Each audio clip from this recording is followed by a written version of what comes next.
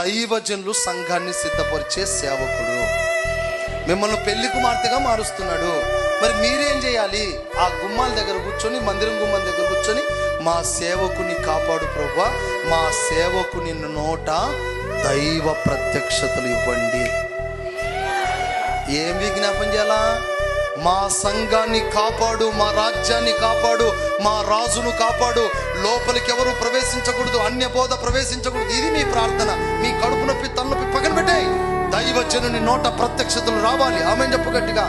దైవజనుడు మాట్లాడుతుంటే అగ్ని కురవాలి. దైవజనుడు మాట్లాడుతుంటే సిద్ధపడాలి. దైవజనుడు నిలబడుతుంటే అభిషేక ప్రవాహం వల్లే దిగి రావాలి. మా సేవకుడు అడుగు పెట్టి ప్రతి స్థలంలో ఆత్మల పంట రావాలి ప్రభువా. అడుగు పెట్టి మాట్లాడితే అద్భుతాలు జరగాలి. ఇది మీ ప్రార్థన.